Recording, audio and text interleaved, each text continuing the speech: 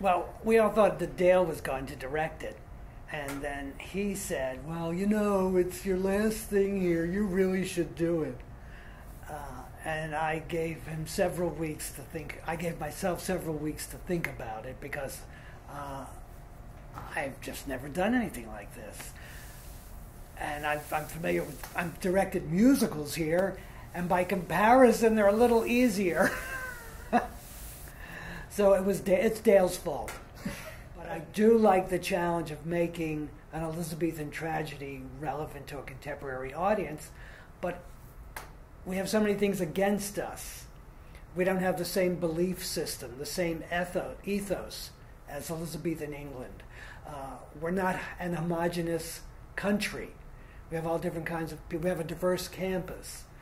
How do you appeal to all of them? That's why, so in order to make the tragedy strong, we have to do just the best we can to make the story of Lear's downfall and his epiphany compelling, to make the audience care enough that he's caused all this chaos in Great Britain. I want the audience to see the effects of power and authority for good and ill. I want to see why Lear is a tragic figure, that he thinks he's making the right decision by relinquishing his kingship and dividing the kingdom. And then when he spontaneously asks his daughters to tell him how much he loves him, that sets the tragic ball rolling. I want him to learn that he may have had the best intentions, but it wasn't the correct choice at that moment, or how he handled it. And from that point on, his tragedy becomes most severe when he is reduced to almost nothing, the barest human being, with his knights taken away, his livelihood taken away, the love of his daughters taken away, and most especially his most beloved daughter, Cordelia.